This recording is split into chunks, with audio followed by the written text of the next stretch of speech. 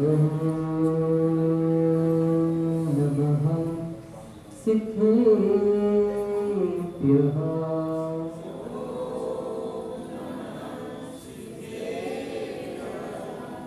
ॐ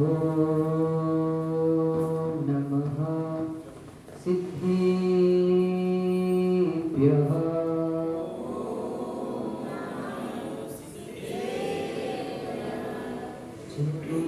निर्मलरा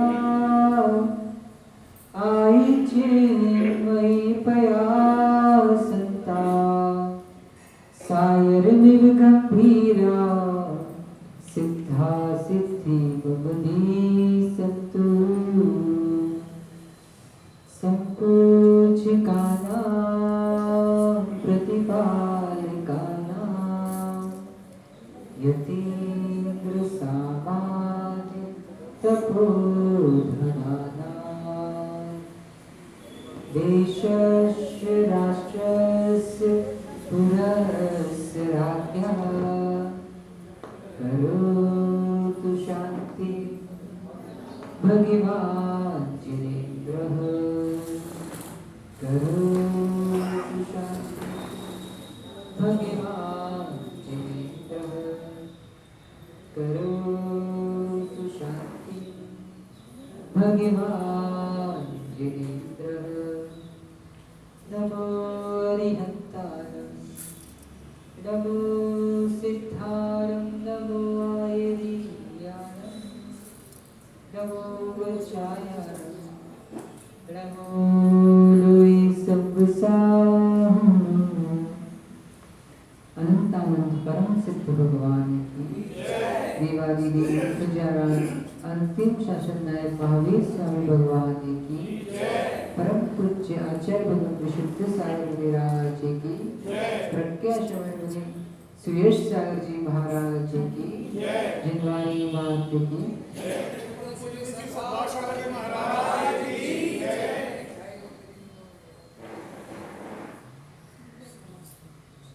मनुष्यों अंतिम तिथि वर्तमान स्वामी के शासन में हम सभी विराजते हैं।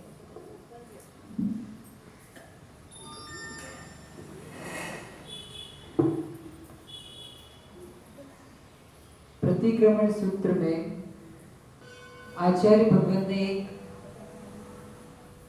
गाथा के माध्यम से जीव को समझाया है। जीवे मरगे लाहा लाहे संयोग विप्प जोगेय बंधु से दुखा दो समता सामायम नारम। अर्थात हे प्रज्ञ, चाहे जीवन हो अथवा मरण हो, सुख हो या दुख हो, लाभ हो या अलाभ हो, मैत्री हो या विरोध हो, अनुकूल संयोग हो या प्रतिकूल हो, हर स्थिति में धैर्य रखें, समता रखें। वे धरती के दिगंबर मुनिराज प्राणी मात्र के प्रति क्या भाव रखते हैं? सामायिक से पहले समता में सर्वभूतेषु संयमः शुभ भावना आर्त रौद्र परित्यागस तद्वी सामायिकम वतन। कि मैं प्राणी मात्र के प्रति समता धारा के भाव रखता हूं।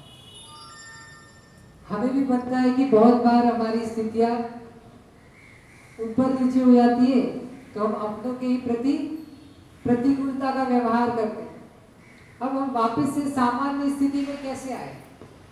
क्योंकि जो हमारे औदायिक भाव रहते हैं या जो कषायिक स्थितियां हैं, यह हमें विभाव भाव में ले जाती है।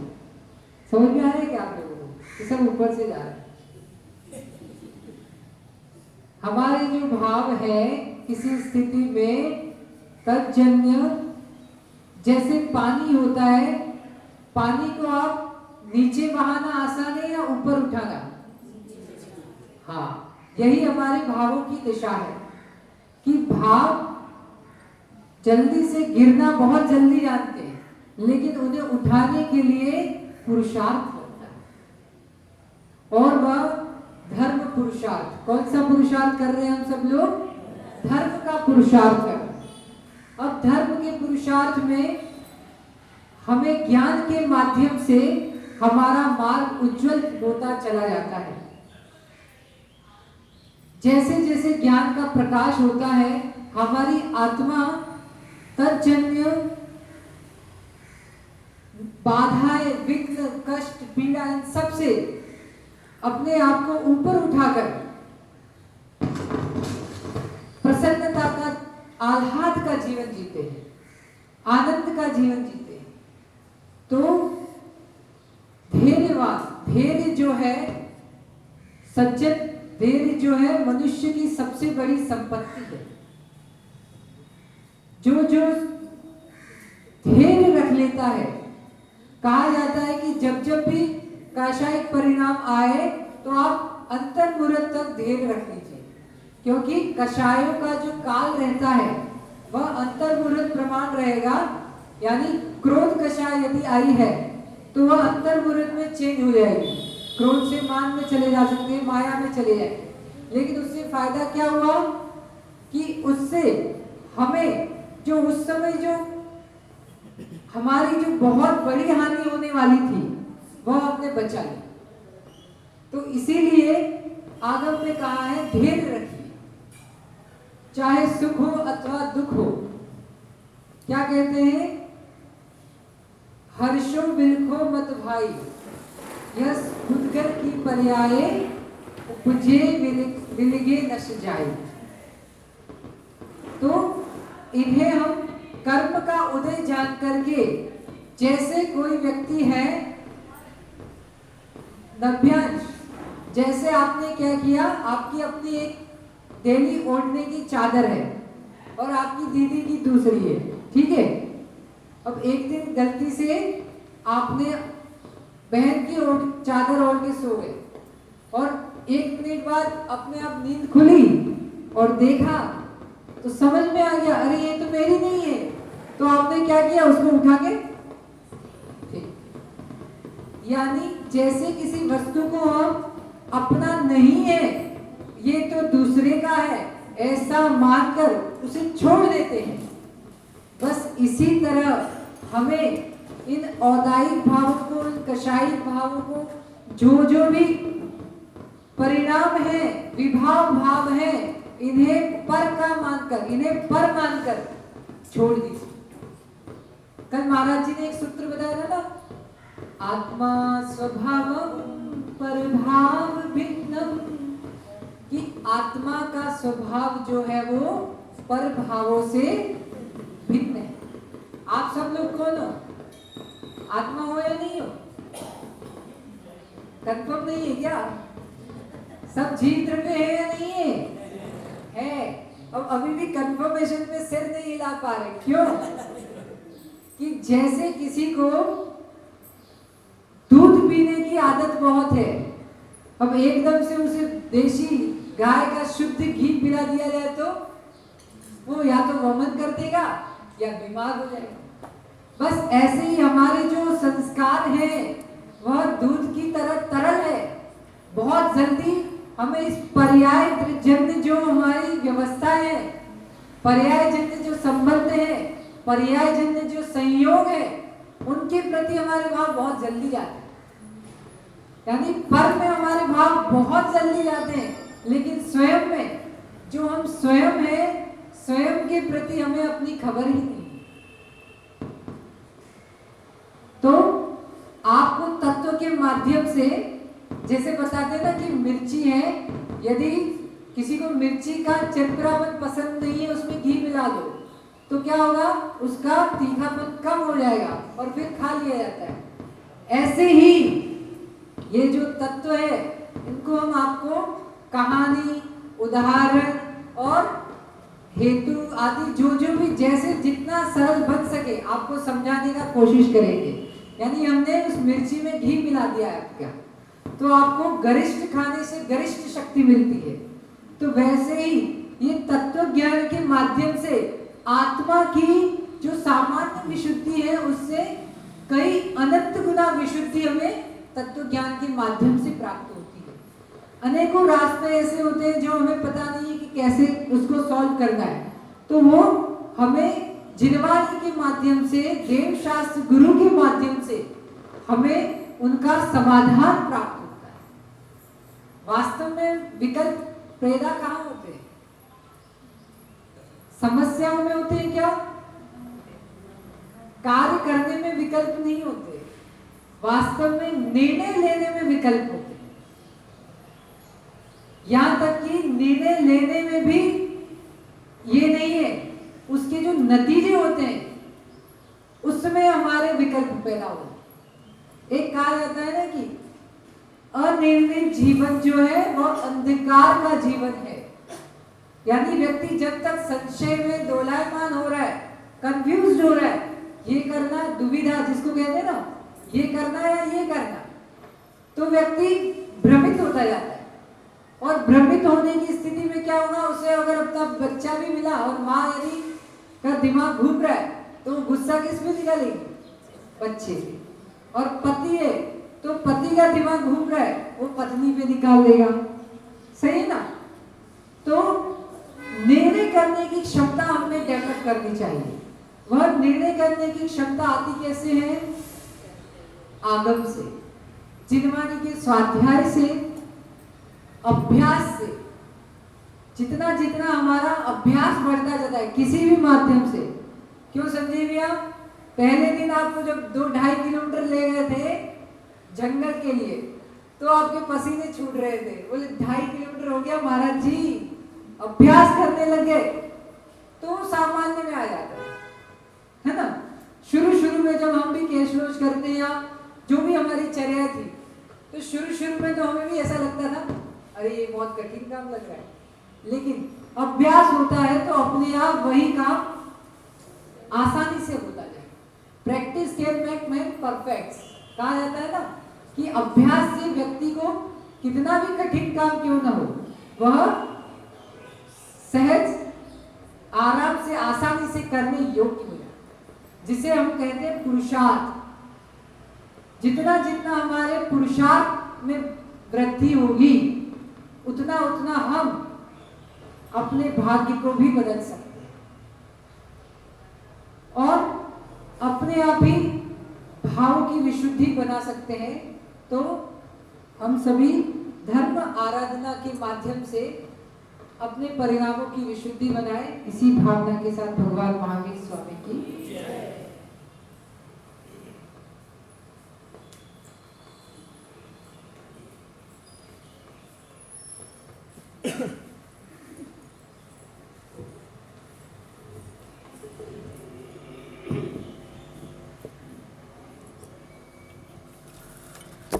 परम पूज्य सुरेश जी महाराज से विनम्र प्रार्थना कि अपने वचनामृत से हमें मार्गदर्शन दें, जिससे कि हमारा वास्तविक जो मार्ग है वो प्रशस्त हो।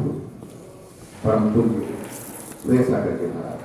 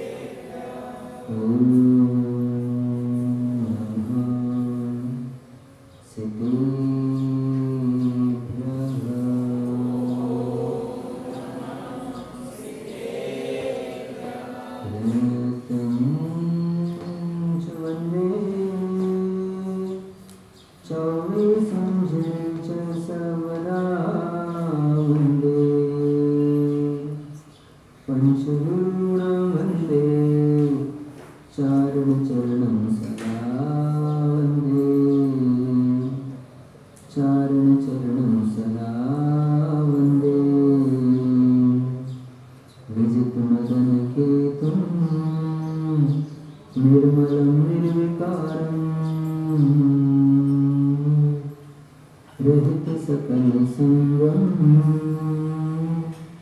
संयमा सत्य चित्तम सुनयन गुण भावं ज्ञात तत्व प्रपंचम जन्म मरण भीतम सद्गुरु नौमित्यं जन्म मरण भीतम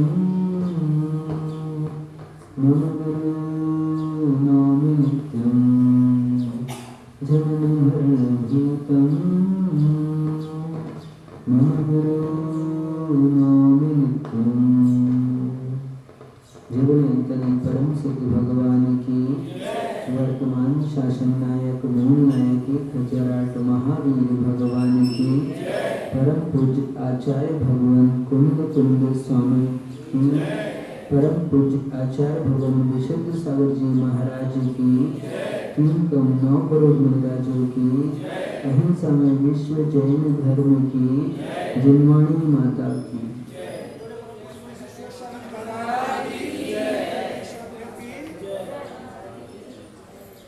भगवंतों, आज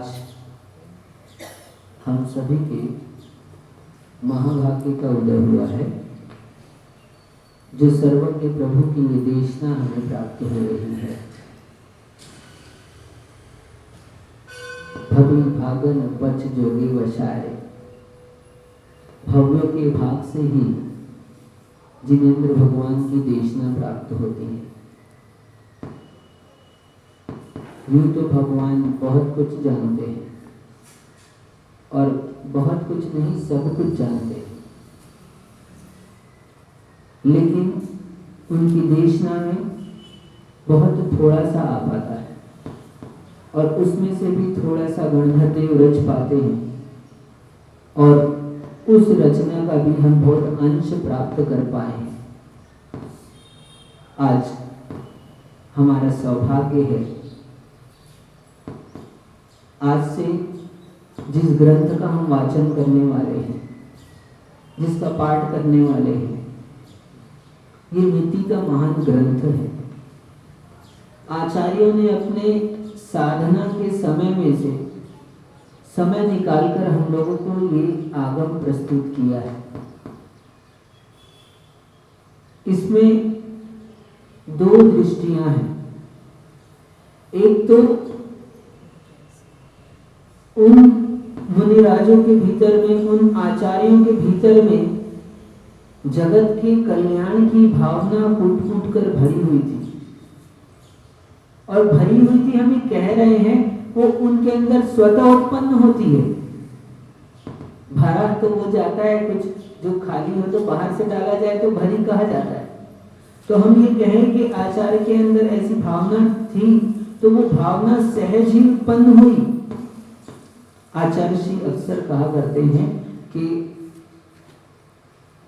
यूं तो बहुत सारी कषाय होती है, लेकिन साधु के सबसे ज्यादा लोभ कषाय हो पाती है। साधु के लोभ कषाय सबसे ज्यादा हो पाती है। क्यों?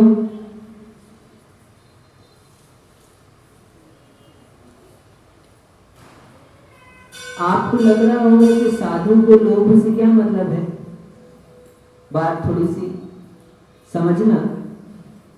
अनंतानुबंधी अप्रत्याख्यान प्रत्याख्यान लोग नहीं है उनके पास में, लेकिन संजुलन कषाय उनकी रहती है।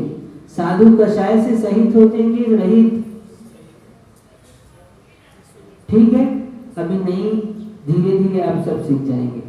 10वें गुण स्थान तक कषाय पाई जाती है, साधु के पास में संजुलन कषाय पाई जाती है। ऐसी कषाय जो संयम के साथ में भी रहती है लेकिन तीव्रता में नहीं होती है। उन कषाय में भी 4 कषाय होती है, क्रोध मान माया लोभ। तो उनके पास में यूं तो हर अंतर्मूर्त में कषाय का परिवर्तन होता है नियम से, तो कहा जाता है कि लोभ कषाय ज्यादा होती है। क्यों होती है लोभ? क्योंकि उनको जगत के कल्याण की भावना होती है।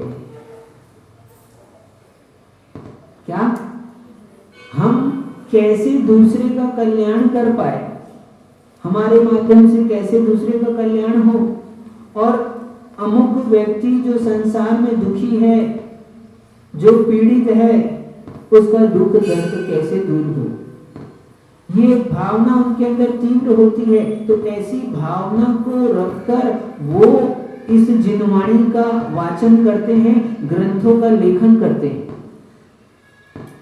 एक जगत के कल्याण की भावना को रखकर, और एक दूसरी दृष्टि है क्या कि साधु अपने आप को शुभ में लगाए रखने के लिए, किसमें, यदि हम ग्रंथ में ना लगे, लेखन में ना लगे, प्रवचन में ना लगे, तो उतनी देर क्या होगा, क्योंकि मन जो है, मन किसी का भी हो बहुत चंचल होता है, और मन को रोकना संभव है क्या? मन किसी का रोका नहीं जा सकता। जो व्यक्ति ऐसा सोचता है कि मैं मन को रोक लूं, वो भ्रम में है, उसे अभी वस्तु स्वरूप का ज्ञान नहीं है। क्या मन किसी का रुकता नहीं है, तो मन को क्या किया जाता है? आचार्य से दृष्टांत देते हैं, बंदर देखा है? बंदर, क्यों बेटा बंदर देखा है कि नहीं ना? मैं बंदर हो और वो बहुत उधम कर रहा है, ऐसे स्वभाव से ही चंचल होता है, और उसमें भी क्या है, उसको किसी ने मदिरा पान करा दिया। बंदर कैसा होता है? जय देखा कि नहीं देखा कभी बंदर? समय शिखर से आ रहे हो तो वहां तो बंदरों का, हाँ, बंदर ही बंदर है वहां तो बंदर चंचल होता है कि नहीं होता? बंदर चंचल होता है, और ऊपर से यदि उसको मदिरा पान करा दिया जाए तो उसकी चंचलता कितनी बढ़ जाएगी। तो ऐसे ही हमारा मन है। मन कैसा होता है? मन एक तो स्वभाव से ही चंचल है, और ऊपर से हमने उसको मदिरा पान करा दी। कौन सी मदिरा? मोह की मदिरा पान करा दी है। काय की? मोह की मदिरा उस बंदर को हमने पान करा दी है। अब वो स्वयं ही इतना चंचल है, उसकी चंचलता कितनी गुनी बढ़ गई? कई गुना और बढ़ गई है। अब ऐसे उस बंदर को रोकना है तो क्या करें? वो पूरी वस्तुओं को तहस नहस कर रहा है, पूरे जीवन को अस्त व्यस्त कर रहा है, तो उस बंदर को क्या करो? एक वृक्ष पर चढ़ा दो। क्या करो? बंदर को एक वृक्ष पर चढ़ा दो। अब वो जो भी करेगा कहां पर करेगा? उस वृक्ष पर करेगा। ऊपर नीचे करेगा तो वृक्ष पे करेगा, और फल भी तोड़ेगा और उधम मचाएगा तो अब वृक्ष में बचाएगा। हमारा बाकी चीजें क्या हो जाएगी? सुरक्षित हो जाएगी कि नहीं हो जाएगी? तो ऐसे ही आचार्यों ने कहा है, यदि आपका मन अति चंचल है बाबू, और उसको हमको कंट्रोल में करना है, तो उसको श्रुत के वृक्ष पर चढ़ा दो। किस पर? श्रुत स्कंद। स्कंद कहते हो ना? क्या कहते हो आप लोग? देखा है आपने? हाँ राजू भैया, श्रुत स्कंद पर चढ़ा दो। स्कंद यानी वृक्ष। कौन से वृक्ष पर? इस श्रुत के स्कंद पर चढ़ा दो। क्योंकि मन को रोका नहीं जाता, मन को काम दिया जाता है। हम लोग यही करते हैं। हमारे बच्चे लोग हैं, बहुत शैतानी करते, उधम करते, तो हम लोग कहते हर चीज का मना करते हैं। एक बात समझना, जितना निषेध करते हैं सानू भैया, उतना आकर्षण होता है। निषेध में आकर्षण होता है। आप हम यहाँ पर कह देंगे पर्दा लगा दे और कहें इसके पीछे कोई मत देखना, क्या निषेध में आकर्षण होता है कि नहीं होता? आप सबको बहुत अनुभव है इस बात का। हाँ, जब शादी होकर बहू आती है घर में और इतना घूंघट होता है, तो राजू भैया, हाँ घूंघट होता है बहू का। मान लो अब नहीं है, मतलब पहले ऐसा चलता था, अब तो आप लोग सब परिचित हैं, अच्छे से जानते हैं। तो पहले ऐसा चलता था कि घूंघट होता है तो बहुत घूंघट होता था तो क्या होता था, सबके मन में क्या होती थी, जिज्ञासा अंदर से देखने का मन होता था और उस समय देखने के लिए देखते थे और घूंघट मुंह दिखाई भी फिर क्या कुछ दिया जाता था। और अब तो मुंह दिखाई, हाँ ठीक है। तो मतलब समझना बात क्या कह रहे हैं हम कि निषेध होता है तो आकर्षण होता है। तो हम बच्चे लोगों को या अन्य किसी व्यक्ति को किसी भी कार्य के लिए जितना निषेध करते हैं, चाहे वो व्यसन ही क्यों ना करता हो, यदि व्यसन के लिए भी आप निषेध करते हो तो वो व्यसन से बच नहीं पाएगा व्यक्ति, उसको आकर्षण होता है। तो हमको क्या, निषेध ना करके दूसरा काम करो। कौन सा, निषेध की जगह विधि। दो ही चीज होती है, या तो विधि होती है या निषेध होता है। क्या, या विधि होती है या निषेध होता है। निषेध का प्रयोग ना करके हमको विधि का प्रयोग करना चाहिए। विधि का जो जितना प्रयोग करता है वो उतनी उन्नति करता है। यदि किसी को आपको आपकी सामान्य भाषा में यदि हम बात करें तो नेगेटिव ना सोचकर पॉजिटिव सोचना चाहिए, ठीक।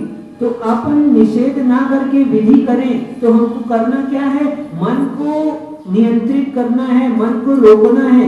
मन रुकता नहीं है, 12वें गुण स्थान तक मन होता है और मन चलते रहता है। मन नहीं होता तो किसके नहीं होता, चित्त के निरोध को ध्यान कहते हैं। राजू भैया, चित्त के निरोध को ध्यान कहते हैं।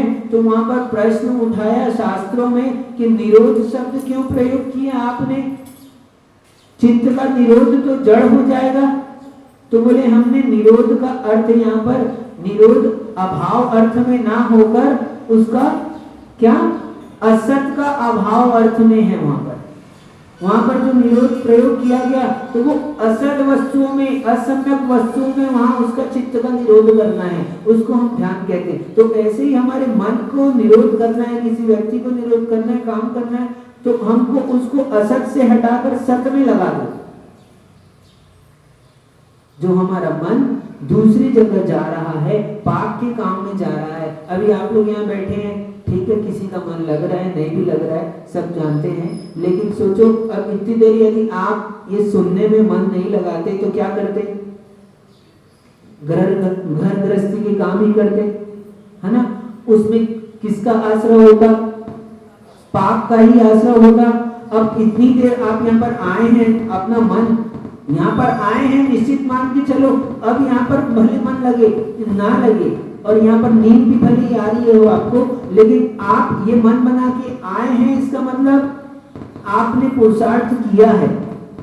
आप क्या, आपने पुरुषार्थ किया है और आप शरीर से यहाँ उपस्थित हो। तो आप यहाँ पर वो पुरुषार्थ कर रहे हैं अपने मन को रोकने का। क्या बात चल रही है कि आप यदि अब हमारा मन अभी हम यहाँ नहीं होते तो पाप के काम में होता और पाप के काम में पाप का ही आश्रय होता। अभी हम यहाँ पर आए हैं तो हमने अपने मन को प्रवचन में लगाया है, देवशास्त्र गुरु के पास लगाया है, तो मन को समीचीन कार्य दिया, रोका नहीं, मन को काम समीचीन दिया है। तो ऐसे ही हम मन को रोक नहीं सकते हैं, उसको सम्यक काम देना पड़ता है। तो ऐसे ही साधु अपने मन को नियंत्रित करने के लिए अपने ज्ञान को श्रुत में लगा देते हैं। दो प्रकार से ग्रंथों की रचना हो पाई, एक ये कि उपकार की दृष्टि से कि जगत के प्राणियों का उपकार हो, हमको जो मिला है हमारे गुरुदेव से वो आगे हम दे पाए और उसकी परंपरा चल पाए। ये परंपरा चलते चलते ही तो भगवान महावीर ने कल वीर शासन जयंती थी, उनकी दिव्य ध्वनि खीरी थी, तो वो परंपरा चलते चलते आज हमारे पास ये उपलब्ध हो पाए ग्रंथ। यदि गुरुजन अपने इस परंपरा को आगे अपने शिष्यों को नहीं देते तो आज ये हमको कैसे मिल पाता क्या, संभव नहीं था।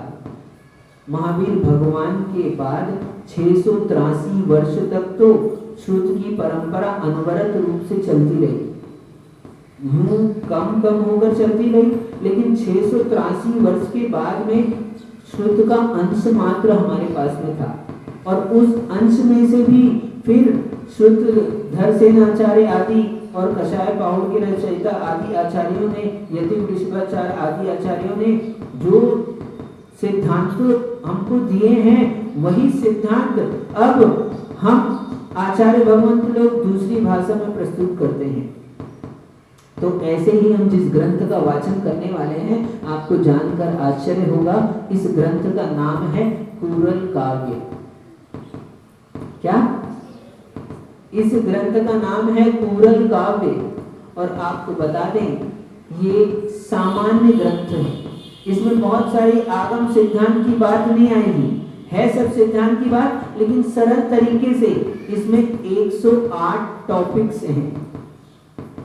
उन विषयों पर 108 विषय हैं, उन एक एक विषयों पर आचार्य भगवंत ने अपनी 10 बिंदु में अपनी बात व्यक्त की है। और वो विषय जो हैं वो जन सामान्य के प्रयोग के लिए नैतिक विषय हैं। ऐसे नैतिक विषयों पर चर्चा की गई है, और आज हम बच्चों को पढ़ाते हैं, सिखाते हैं। हाँ, पहले नैतिक शिक्षा का एक अलग से सब्जेक्ट होता था, अलग से समय दिया जाता था, लेकिन आजकल शायद है कि नहीं पता नहीं। तो ये नीति का ग्रंथ है हमारे, और आज पूरे भारत में ही नहीं, पूरे विश्व में सबसे बड़ा ग्रंथ माना जाता है। 80 भाषाओं में, कितनी भाषाओं में? 80 भाषाओं में ये रूपांतरित होकर प्रिंट हो चुका है। इसमें आपने 80 लिखा है, हमने एक जगह और पढ़ा था 136 भाषाओं में लिखा था। उसमें लिखा था कि 136 भाषाओं में ये ग्रंथ रूपांतरित हो चुका है। यानी इस ग्रंथ का महत्व समझिए आप कितना है। इसको तमिल का क्या? तमिल का वेद कहा जाता है। ये जो ग्रंथ है इसको तमिल का वेद कहते हैं। मूल इसकी लिपि जो थी वो तमिल ही थी, भाषा थी तेलुगु ही थी। बाद में रूपांतरित होकर हिंदी में, संस्कृत में, मराठी में और अन्य अनेक भाषाओं में, 80 भाषाओं में, विश्व की 80 भाषाओं में इस ग्रंथ को ट्रांसलेट किया गया। ये ग्रंथ है आचार्य भगवान तिरुवल्लाचार्य का। कुछ लोग कहते हैं ये कुंद कुंद स्वामी का भी ग्रंथ है। इसको हिंदू दर्शन में कहा जाता है कि ये हमारे हिंदुओं का ग्रंथ है, और भी अन्य संप्रदाय वाले इसे सब अपना ग्रंथ कहते हैं। लेकिन बहुत सारी खोज के बाद में, रिसर्च के बाद में इस बात की पुष्टि हुई है कि ये जो ग्रंथ है किसी जैन आचार्य का ही है। और इस ग्रंथ पर आचार्य श्री भी अभी रोज प्रतिदिन वहां पर क्लास लेते हैं, और 10 मिनट की क्लास प्रतिदिन इस ग्रंथ के एक एक पॉइंट पर आचार्य से विस्तार से व्याख्यान करते हैं। तो ये वो महान ग्रंथ है। आचार्यों ने अपने बहुमूल्य समय को निकाल कर, चिंता मत करो, अभी शुरुआत है, शुरुआत में थोड़ा ऐसा होता है, धीरे धीरे सब कुछ सेट हो जाएगा, सीधी हो जाएगा, है ना? तार का प्रॉब्लम नहीं है।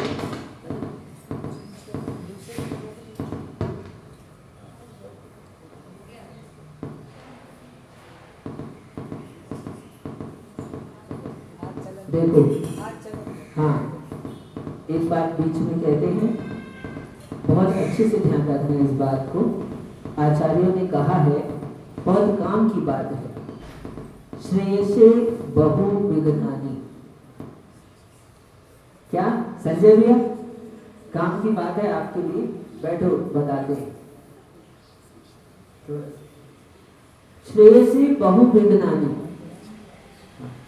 श्रेयसे बहु विघ्नानि। हम एक बात ध्यान रखें, पाप के काम में करने जाओगे ना तो बहुत सारे सहयोगी मिलेंगे। आप अभी यहाँ किसी को कहो कि हम कहाँ जा रहे हैं, अमुक जगह घूमने जा रहे हैं, तो आपको बहुत सारे साथी मिल जाएंगे। क्या किसी को बोलो भाई अभी तुम राजीव से आए, तुम वहाँ बोलते गोवा घूमने जा रहे हैं, कौन कौन जाने को तैयार है, तुरंत मैसेज करते और तुम्हारे को बहुत सारे मैसेज रिटर्न में मिल जाते कि बहुत 2 साल हो गया हम तो घर से नहीं निकले हैं, लेकिन निकलते हैं, चलो हम सब चलेंगे। और भी तुमने यदि मैसेज किया होगा, तुम मैसेज करो कि हम शिखर जी जा रहे हैं, महाराज के पास जा रहे हैं, तो निश्चित मान के चलना उससे कम ही संख्या में लोग तुम्हारे पास में मैसेज डालेंगे, कुछ तो डालेंगे ही जरूर, है ना। आप यदि मंदिर जा रहे हो और किसी को कहो कि हम मंदिर जा रहे हैं चलो, तो आपके साथ में होने वाले मुश्किल है मिल पाए। लेकिन आप यदि थिएटर जा रहे हो, सिनेमा जा रहे हो, जय भाई घूमने जा रहे हो, तो कितने लोग हो जाएंगे साथ में? कंपनी मिल जाएगी तुमको बहुत सारी, क्या बहुत लोग इकट्ठे हो जाएंगे। अरे पाप के काम में इकट्ठे होते रहते हैं लोग। आज आप लोग पुण्य मनाओ इस बात का कि आप लोग पुण्य के काम में इकट्ठे हुए हो। क्यों हुए हो कि नहीं हुए? हाँ, ये पुण्य का काम है, पुण्य के काम में इकट्ठे हुए हो। तो मैं कह रहा था श्रेयसे बहुविघ्नानि, आचार्यों ने एक बात कही है संजय जी बहुत अच्छी, कि श्रेष्ठ कार्य होता है। हम जब भी लाइफ में कुछ अच्छा करना चालू करेंगे, अच्छा करने के लिए जाएंगे, बच्चे लोग ध्यान से सुनो, बहुत काम की बात है। हम जब भी लाइफ में कुछ अच्छा करना जाएंगे तो हमारे पास विघ्न आएगा। श्रेष्ठ काम करने जाते हैं, अच्छा काम करने जाते हैं, पूजन पाठ करने जाते हैं, लोग बोलते हैं महाराज ऐसे तो हम बहुत अच्छा जीवन चल रहा था, लेकिन जब से आपने अभिषेक का नियम दिया है कुछ न कुछ हमारे को तकलीफ आ रही है, कुछ न कुछ परेशानी हो रही है। मंदिर नहीं जाता था तो अच्छा था, जब से मंदिर जाने लगा हूँ परेशानी आ रही है। मंदिर जाने से परेशानी आ रही है क्या? हाँ, एक बात और समझना, 2 कारण हो सकता है। मंदिर जाने से परेशानी आ रही है, स्याग आ रही है, नहीं आ रही है वो तो आप जानते हो, है ना, ठीक है। लेकिन मैं बताता हूँ, सुनो आप। मंदिर जाने से आ रही परेशानी क्या? हम लोग मंदिर जाते हैं, जैसे ही महाराज के पास जुड़ते हैं, धर्म ध्यान में जुड़ते हैं, अभिषेक के काम में जुड़ते हैं, तो विघ्न आने लगते हैं। सानू भैया विघ्न आते हैं कि नहीं आते? बोलो, आते हैं ना? विघ्न आने लगते हैं। क्यों आते हैं पता है क्या?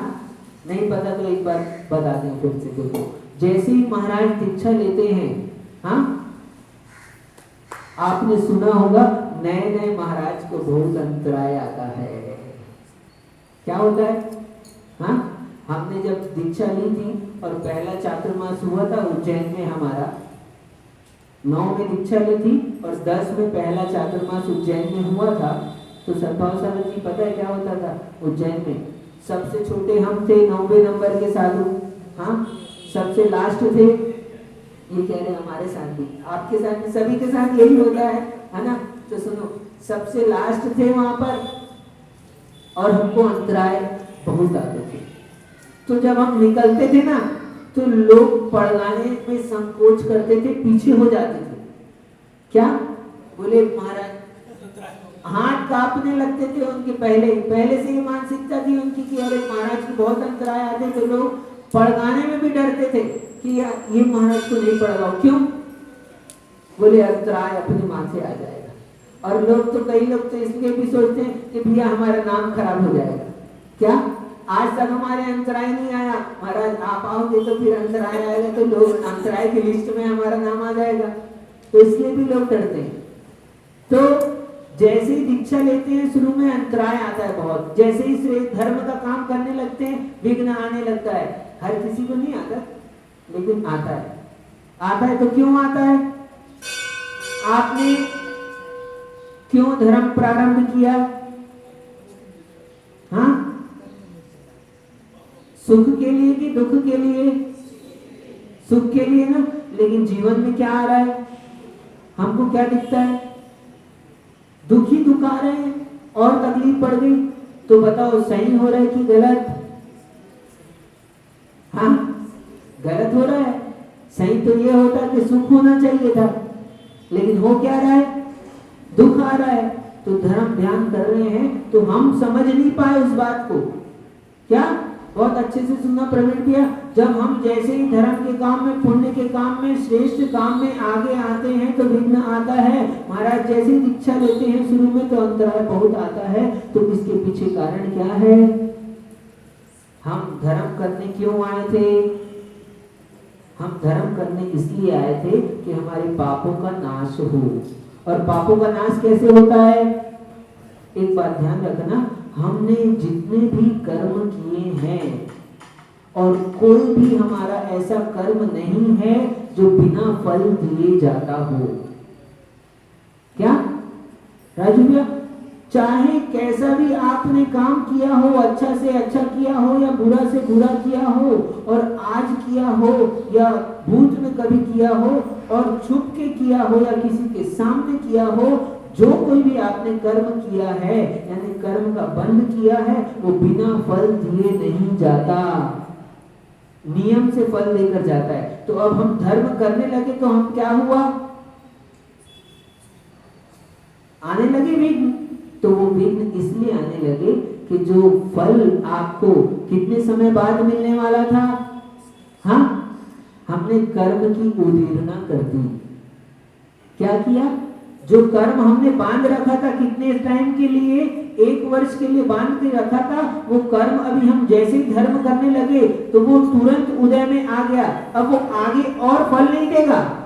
यहाँ पर आपका बुरा हुआ है ना, तो यहाँ पर बुरा हुआ है, आप धर्म करने लगे, आपको नुकसान लगा, आपको घाटा लगा, आपको चोट लगी, आपका कुछ भी हुआ हो, जो कुछ भी अंतराय आपको पड़ा है, यहाँ पर अब वो अंतराय कर्म यहीं पर छूट जा रहा है। अब उसके आगे उसका फल नहीं मिलेगा। और तो और ये बात बताएं, आपको पहले 100 डिग्री का उदय में आने वाला था, लेकिन अभी आप धर्म करने लगे तो वो 10 डिग्री में आ गया, लेकिन फल बिना मिले नहीं जाता, इसलिए कर्म का उदय आया है। तो जैसे ही दीक्षा ली तो इसलिए अंतराय कर्म के नाश के लिए तो ली थी ना दीक्षा, तो कर्म नाश ही तो हो रहे हैं हमारे, कर्म खीर ही तो रहे हैं, क्योंकि फल दिए बिना कर्म आत्मा से अलग नहीं होंगे। जब कभी भी कर्म अलग होंगे, निर्जरा होगी, तो निर्जरा का मतलब आत्मा से कर्मों का अलग होना, तो वो बिना फल दिए अलग नहीं होंगे। तो इसलिए आप धर्म के काम में आए हो, तो वहां भी आपको विघ्न आया, तो वो आपका अधिक पावर में आने वाला कर्म कम पावर में आया, और देर से लगातार आने वाला वो तुरंत आकर निर्जीर्ण हो गया। ये समझना क्या? तो श्रेय से बहु विघ्नानि का मतलब यही होता है। हम श्रेष्ठ काम में जब भी आगे जाते हैं, अच्छा काम करने लगते हैं, तो माइक काम साथ नहीं देगा। माइक तो दृष्टांत मात्र है, ये तो अभी उदाहरण बनकर सामने आ गया, बात निकल के आ गई इस विषय पर। क्या कि हम कोई भी अच्छा काम करेंगे तो नियम से आप घबराना मत, विघ्न आने लगे इसका मतलब आप काम अच्छा कर रहे हैं। क्या? और कोई के विघ्न ना आ रहा हो तो ये मत सोचे कि काम बुरा कर रहे हैं। हाँ ठीक है, किसी के सत्ता में नहीं हो ऐसे अशुभ कर्म का उदय तो नहीं आता है, लेकिन जिस किसी के भी आ रहा है तो वो स्वयं के ही कर्म बांधे हुए हैं, लेकिन अब वो धर्म के माध्यम से शीघ्र उदय में आ रहे हैं। और हमने कर्म धर्म इसीलिए प्रारंभ किया था कि कर्म का नाश हो कि नहीं हो? हाँ, पुण्य का नाश हो कि पाप का? पाप का। पुण्य का नाश कोई नहीं चाहता, हम लोग बड़े लोभी हैं, है ना? क्या पुण्य का नाश चाहते हो कि नहीं चाहते? हाँ, अब आपको हम बताते हैं एक बात, आप लोग रोज कहते यही हो, क्या भगवान मेरे पुण्य का नाश हो जाए, बोलते हो ऐसा, है ना? नहीं बोलते? क्यों मनोज भैया? पुण्य का नाश करना है ना अपने को। किसको किसको पुण्य का नाश करना है? प्रियम, इतनी दूर से दमोह से चलकर आए हो तुम, पुण्य का नाश नहीं करना तुमको? हाँ, ऐसा कोई है यहाँ जिनको पुण्य का नाश करना है? हाथ उठाओ महाराज, आप ही उठाओ हाथ, मेरे को लग रहा है कोई नहीं बचा, आपको ही उठाना पड़ेगा। पुण्य का नाश हमको करना है। किसको करना है? आप भी यही कहते हो पुण्य का नाश करना है, लेकिन आपको पता नहीं है हम लोग सब काम करते रहते हैं। क्यों? पिताजी ने किया है तो हम कर रहे हैं, पिताजी मंदिर आते थे तो हम भी मंदिर आ रहे हैं, आ रहे कि नहीं आ रहे, है ना? पिताजी ऐसे चावल चढ़ाते थे तो हमने भी चावल चढ़ा दिया, मम्मी ने दिया डब्बी में से निकाल कर, बेटा चढ़ाओ चावल, खाली हाथ भगवान के पास। हाँ देखो, एक बात ध्यान रखो, देव के पास। बीच की बात निकल कर आई। आप कल से अपना मोबाइल ऑन रखेंगे तो कुछ कुछ बातें अच्छी लगेंगी तो मोबाइल में नोट कर लेना, ठीक है ना। कुछ काम की बातें आपको लगे कि कुछ काम की बातें हैं तो नोट कर लेना उसमें। तो एक बात, मैंने तो मोबाइल जानबूझ के नाम लिया है, कम से कम लोगों का ध्यान तो जाए क्या। ठीक है, डायरी पेन में नोट कर लेना। डायरी पेन में इसलिए नोट नहीं करा रहे क्योंकि आजकल डायरी पेन में नोट करके रखते थे, मोबाइल दिन भर इनके पास में रहता है बेचारे। हाँ, यहाँ तक कि टॉयलेट जाते हैं तो भी वहाँ पर रखते हैं ना, साथ में पास में रखते हैं लोग। वहाँ तो टाइम पास के लिए चाहिए पड़ता है कुछ ना कुछ। हाँ, और क्या भैया इतनी देर क्या हो, अरे दूसरा आदमी परेशान हो रहा है, तुम इतनी देरी लगा रहे हो। हाँ, तो भैया मोबाइल छोड़ दो तुम, टाइम सब काम टाइम से होगा, ठीक है। तो सुनो, देव के पास, किसके पास? देव के पास, गुरु के पास। जयेश याद रखो इस बात को। देव के पास, गुरु के पास, वैद्य के पास, क्या, और राजा के पास। किसके पास? देव के पास, गुरु के पास, वैद्य के पास, राजा के पास और ज्योतिष के पास। ठीक, कभी खाली हाथ नहीं जाना चाहिए। ठीक, ये बात ध्यान रखना। अरे वैद्य के पास जाओगे देते हो कि नहीं? आजकल तो वैद्य कहाँ है, आजकल तो डॉक्टर है ना। क्या है? डॉक्टर है, वैद्य बचे नहीं है। पहले वैद्य होते थे जो अपना प्रोफेशन क्या, इस सेवा के लिए कार्य करते थे, आजीविका के लिए उनके पास में दूसरा व्यापार होता था और सेवा के लिए वैद्य का कार्य करते थे। जयेश, तो तुम्हारी औषधियां काम करती थी, अब तुम औषधि भेज देते हो कंपनी में, वहां बन के आ जाती है, तो वो वैद्य से वैसे काम नहीं करती, फायदा नहीं होता। तो पहले वैद्य होता था, तो वैद्य के पास भी कोई खाली हाथ नहीं जाता। आजकल तो पहले जमा करा लेते हैं, पहले जमा हो गया तब काम होगा। एडमिट कब होगा आदमी, पहले फीस जमा होगी। ऑपरेशन कब होगा, पहले फीस जमा होगी। तो पहले ऐसा नहीं होता था। शल्य चिकित्साएं पहले भी होती थी। आयुर्वेद के जितने अंग हैं हमारे शास्त्रों में वर्णित है। आयुर्वेद के लिए भी हमारे आचार्यों ने ऐसी कोई विद्या नहीं छोड़ी जिसके लिए हमको भीख मांगने के लिए जाना पड़े। भीख मांगने का मतलब किसी दूसरे के पास मांगने के लिए जाना पड़े, ऐसा कोई भी कार्य हमारे आचार्यों ने नहीं छोड़ा।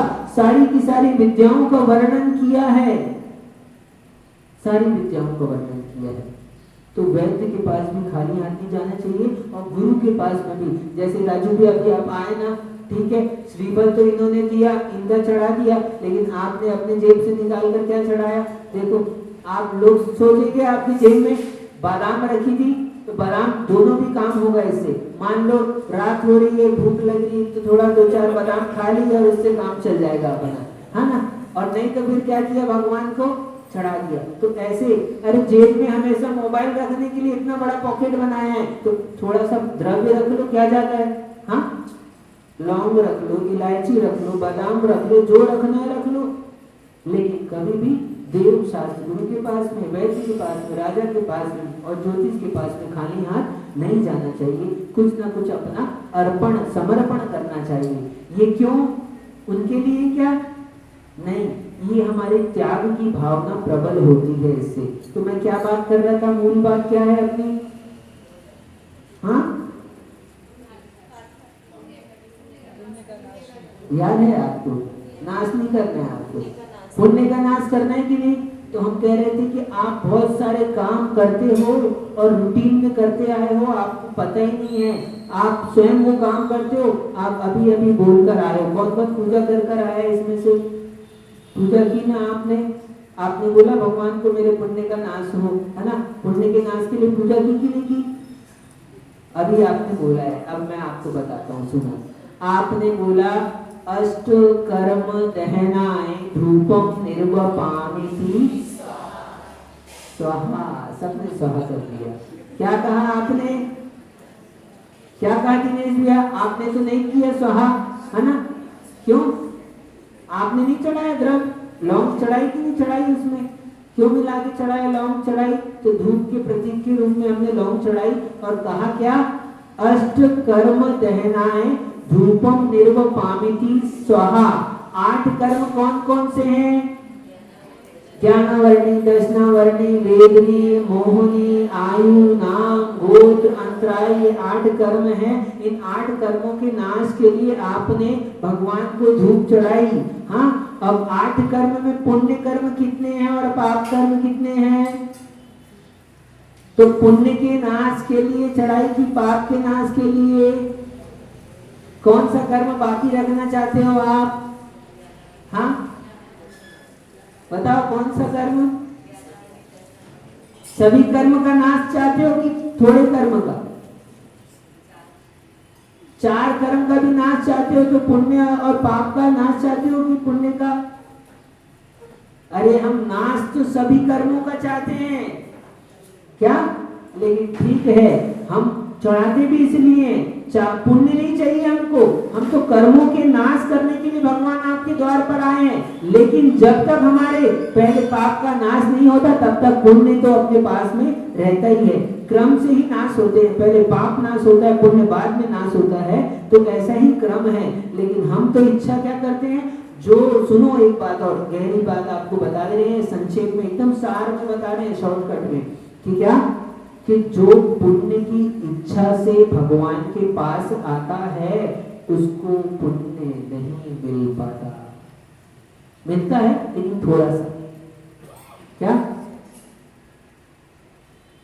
राजू, ये बहुत बड़ा सिद्धांत है।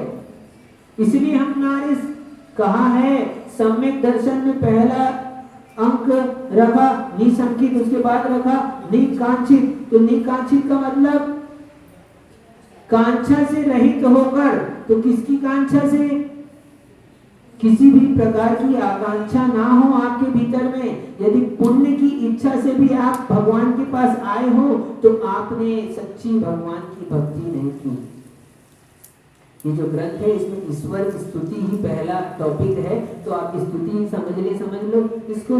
तो हम जब कोई इच्छा मन में लेके आते हैं, क्या आप हमारे पास आए तो आपके हमारे बीच में क्या है?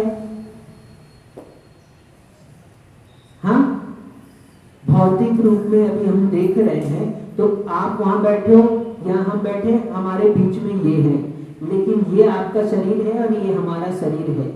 ऐसे ही जब हम भगवान के पास जाते हैं तो शरीर से तो हम अलग हैं, लेकिन अब हम यहाँ बात करें, आप और गहराई पे जाके देखो, आप भगवान से जुड़ते हो? कैसे जुड़ पाते हो? हम भावों से भगवान से जुड़ते हैं। अब यदि हम भावों से भगवान के साथ जुड़ते हैं तो हमारे भावों में तो बीच में क्या है? अब हम भगवान से क्यों अच्छे से नहीं जुड़ पाते? क्योंकि हमारे भावों में इच्छा साथ में है, और इच्छा है तो हमारे और भगवान के बीच में इच्छा होती है। इसलिए हमारा भगवान से वास्तविक जुड़ाव नहीं हो पाता। हम भगवान से अच्छी तरह नहीं जुड़ पाते। आचार्यों ने हमारे लिए इसलिए कहा कि भगवान के पास आओ तो कोई इच्छा लेकर मत आओ। आप इच्छा लेकर आए हैं, कामना लेकर आए हैं, तो आपके मन में तो इच्छा बनी हुई है, तो आपको लगेगा, और आप इच्छा लेकर आएंगे और आपका काम पूरा नहीं होगा तो क्या होगा? फिर आप बोलोगे भगवान तो क्या है? कोई काम के नहीं है। हाँ, भगवान क्या है? कोई काम के नहीं है, क्योंकि कामना पूरी नहीं हो रही तो काम के नहीं है। जो व्यक्ति हमारा काम नहीं करे वो हमको काम का लगता है क्या? कौन है हमारे काम का? जो हमारा काम कर दे। तो भगवान क्या है? हमारे काम के कि नहीं है? हाँ, बोलो आप जल्दी। फंस गए। बोले महाराज आप फंसा देते हो। हम नहीं फंसा रहे, हम तो निकाल रहे हैं आपको। भगवान काम के नहीं है। हैं काम के? कैसे काम के? भगवान आपकी कामना पूरी कर देते हैं, है ना? क्यों? किसी ने पुत्र मांगा, उसको पुत्र मिल गया, भगवान ने पूरा कर दिया इच्छा। किसी ने स्त्री मांगी, उसको स्त्री मिल गई, भगवान ने दे दिया। किसी ने व्यापार अच्छा चल रहा है मांगा था, हाँ, तो वो व्यापार धंधा मिल गया उसको, अच्छा चल रहा है संजू का व्यापार, तो भगवान काम के हैं, काम के हैं। एक बात ध्यान रखना, जो कुछ काम करते हैं वो भगवान नहीं होते। क्या? जो कुछ काम करते हैं वो भगवान नहीं होते। और जो कोई काम नहीं करते, अमित भैया आप करते हो कुछ काम? नहीं करते? हाँ, तो आप भगवान हो गए। हाँ, भगवान वीतरागी होते हैं, वो ना किसी से लेते हैं, ना किसी को देते हैं, ना किसी का काम करते हैं। तुम्हारा ही काम करना होता तो हम यहाँ क्यों आए? हम भी भगवान है कि नहीं है? हाँ, एक देश से भगवान। क्या? कल हम लोग ऋजु सूत्र नए की चर्चा कर रहे थे ग्रंथ पर, राजवार्तिक ग्रंथ चल रहा था, 2 दिन पहले आया उसमें विषय। क्या होता है? एक देश के अंश में भी, यदि अंश है तो उसमें भी पूरा प्रयोग किया जाता है। जैसे कि क्या होता है, एक ग्लास में पानी हमने भरा, तो आधा पानी भरा, आपको दिख रहा है कि नहीं दिख रहा? बोलो, दिख रहा है? हाँ या ना? अरे बोलो, दिख रहा है तो दिख रहा है, बोलो नहीं दिख रहा तो नहीं दिख रहा। आपको दिख रहा है कि नहीं दिख रहा? दिख रहा है ना? क्या दिख रहा है? हाँ हाँ, वो बोल रहे नहीं दिख रहा, नहीं दिख रहा ना?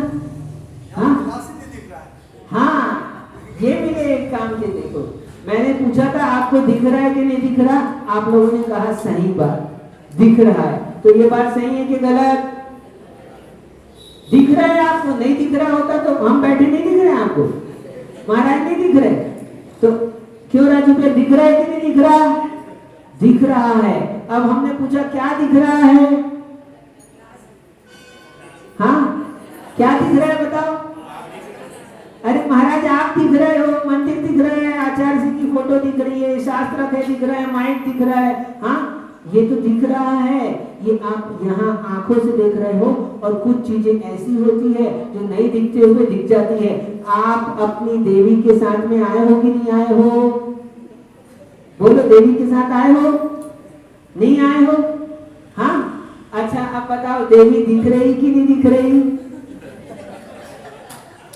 जैसे ही नाम लिया देवी का, हाँ बताओ, जय दिखी कि नहीं दिखी? अच्छा चलो, जियांश को देखा कि नहीं देखा तुमने? जैसे ही हमने नाम लिखा तो दिखा। एक होता है हमारी आंखों से देखना, और एक होता है मन की आंखों से देखना। ठीक है, तो हमने कहा दिख रहा है आपको, दिख रहा है कि नहीं दिख रहा? दिख रहा है। क्या दिख रहा है? ग्लास दिख रहा है, ग्लास में पानी भरा है। क्या दिख रहा है? आधा ग्लास। किसको भरा हुआ दिख रहा है, किसको खाली दिख रहा है? हाथ उठाओ। भरा हुआ दिख रहा है। किसको भरा दिख रहा है? भरा दिख रहा है। अरे हमने सुन लिया है कि खाली बोल देंगे तो पाप लग जाएगा, लोग सोचेंगे नेगेटिव है। अरे खाली दिख रहा है बोल दो, क्या जाता है? इसमें कोई दिक्कत नहीं आती है। जिस दृष्टि से आपने ग्लास को आधा भरा देखा है, वो व्यक्ति जो कह रहा है ग्लास खाली है, उसकी भी दृष्टि वही है। उसने भी आधा देखकर पूरे ग्लास की बात की है, और आपने भी आधा देखकर पूरे ग्लास की बात की है। तो दोनों की दृष्टि एक ही है, यह अलग अलग नहीं है।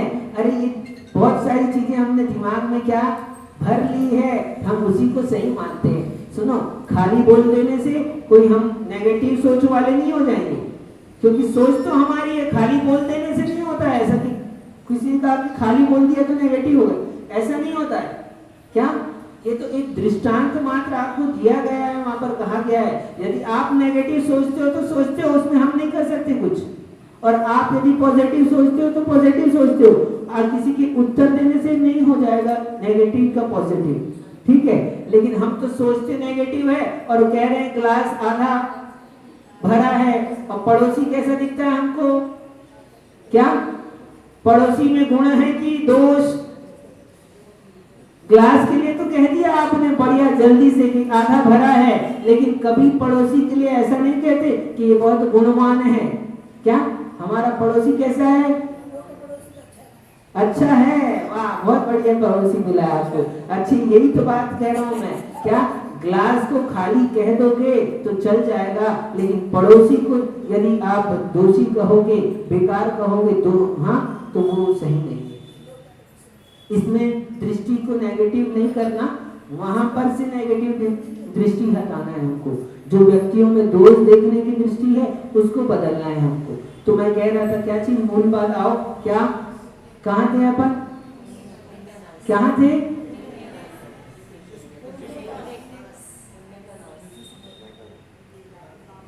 नहीं, अभी हमने कहा ग्लास, तो दिख रहा था ना आपको, बात चली थी ग्लास की देखने की, देख लिया आपने, दिख रहा है। क्यों कहा था?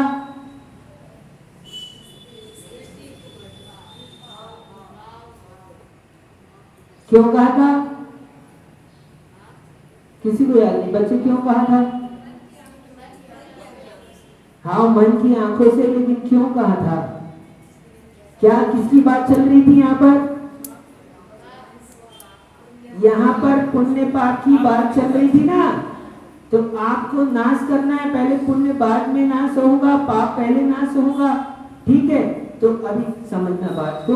तो हम भगवान के पास आते हैं और हमने आपने अष्टकर्म दहनाए धूपम निरुपांति कहा, तो 8 कर्मों के नाश की बात की। बात यहाँ से चालू हुई थी, लेकिन चल रही थी भगवान कुछ देते हैं कि नहीं देते, काम के हैं कि नहीं है। भूल गए इतना जल्दी? अरे यही भूल जाओगे तो घर क्या लेकर जाओगे? हाँ ठीक है, कोई बात नहीं है। ये बादाम चढ़ाई है ना यहाँ पर, तो कल से आप लोग 2-2 बादाम खाना, ठीक है? बादाम खाओगे तो क्या होगा? जल्दी बताओ, बादाम खाओगे तो क्या होगा? बाबू जी, हाँ बच्चे बताओ, बादाम खाओगे तो क्या होगा? अरे नहीं, बादाम खत्म हो जाएगी। तुम लोग भी क्या बात करते हो? हाँ क्यों? बादाम खाओगे तो क्या होगा? देश बादाम खत्म हो जाएगी, है ना? दिमाग तो हमारा जितना है उतना ही रहने वाला, बादाम से बढ़ता है क्या? बचपन से तो खा रहे हैं हम लोग बादाम, कितना बड़ा। हाँ तो बादाम खाने से बुद्धि स्याद बढ़ती है, स्याद नहीं बढ़ती, उसी की बढ़ती है जिसके पास होती है ना? नहीं तो पागल व्यक्ति को बादाम खिला दो, हाँ ठीक है, क्या होगा? पागल स्वस्थ हो जाएगा, डॉक्टर के पास जाने की जरूरत नहीं। हाँ तो इसलिए हर एक चीज से वो काम होता है, ऐसा नियत नहीं है। तो बात समझना, मूल बात कामना की चल रही थी। आप इच्छा लेकर भगवान के पास आते हो, भगवान काम के है कि नहीं है? भगवान कोई काम के नहीं है। हाँ भगवान कोई काम के नहीं है, भगवान निकम्मे है। निकम्मे है कि नहीं है? नहीं है निकम्मे? ओ बाप रे, आप लोग रोज कहते हो निकम्मा ठुगुणा किम चूर्णा चरम देह दो सिद्धा लोक निवास सिद्धा। हाँ अट्ठगुणा, हाँ उत्पाद वही, गाथा कहो तो गाथा कहो, स्तुति कहो तो स्तुति कह लो। निकम्मे है भगवान, आप लोग काम के हो। काम के हो ना अमित भैया? आप सब काम के हो और भगवान कोई काम के नहीं है, निकम्मे हैं, बिल्कुल है कि नहीं है? कोई नहीं बोल रहा है, क्यों? अरे कर्म कौन करता है? जो कर्म से सहित तो होता है वही कर्म करता है, जो कर्मों से रहित होता है वो कोई कर्म नहीं करता, कोई काम नहीं करता। हमारे भगवान कैसे हैं? तुम इनके पास आए हो ना, महावीर भगवान के पास, तुम्हारे सब काम बना देंगे, काम कर देंगे ना तुम्हारे। जो भगवान को कर्ता मानता है उसको अभी तक भगवान की परिभाषा नहीं पता। क्या? अभी तो हमको पहले भगवान को जानने की जरूरत है, लेकिन समय आपका हो गया है ना? तो अभी अपन इसी बात को थोड़ा सा आगे बढ़ाकर और चलेंगे। भगवान के बारे में आप अपने घर से पूछ के आना थोड़ा बहुत, यदि कल रही बात अपनी तो इसी को आगे बढ़ा लेंगे, नहीं तो आगे और बढ़ जाएंगे अपन, ठीक है? लेकिन बात समझना, भगवान कर्मों से रहित होते हैं, इसलिए कोई कर्म नहीं करते, और भगवान कोई कर्म नहीं करते इसलिए हमारा अच्छा भी नहीं करते, हमारा बुरा भी नहीं करते, और भगवान अच्छा बुरा नहीं करते लेकिन फिर भी हम उनके पास आते हैं। क्यों आते हैं? क्योंकि पुनाजुचित्तम गुणितम जमुद्या, है ना। गुणियों के गुण का गुणानुवाद करने से हमारे भावों की विशुद्धि होती है, और हमारे परिणामों की विशुद्धि से ही हमारे पाप का क्षय होता है ना। पहले पाप का क्षय होता है, फिर बाद में पुण्य का क्षय होता है। लेकिन जो पुण्य की इच्छा से भगवान के पास आता है उसको पुण्य भी नहीं मिलता। विषय अच्छा है, चाहे तो एक आध दिन बढ़ाएंगे, नहीं तो इसको फिर यही करेंगे। ऐसे अभी पूरन काव्य ग्रंथ है, इसमें आगे एक एक ऐसे नए नए विषय आएंगे। इसमें पत्नियां कैसी होती है, देखो ऐसे पन्ना पलटे तो वही निकला सीधा, छठवां अध्याय निकला, सहधर्मिणी। देखो अभी हम झूठ नहीं बोल रहे हैं, आपके सामने ऐसे अभी पलटा पन्ना, तो जैसे ही पलटा तो निकल गया, क्या निकल गया? सहधर्मिणी। तो ऐसे और भी टॉपिक है, व्यर्थ भाषण।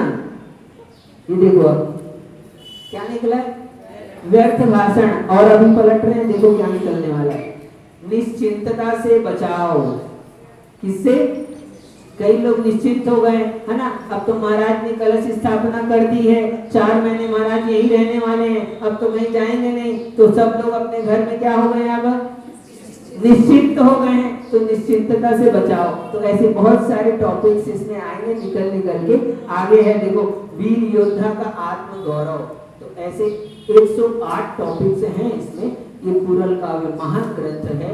आचार्यों ने बड़ी ही मेहनत से, अपनी प्रज्ञा से, अपना अमूल्य समय निकालकर जगत के कल्याण की भावना से, और दूसरा अपने उपयोग को शुभ में लगाने के लिए इन ग्रंथों की रचना की है। इसमें और क्या लिखा है, क्या हमारे काम का है, क्या काम का नहीं है, सब हमको पता चल जाएगा। पता चल जाएगा कि नहीं? काम का ही है ना इसमें सब, बेकाम का हाँ वो भी पता चल जाएगा आपको।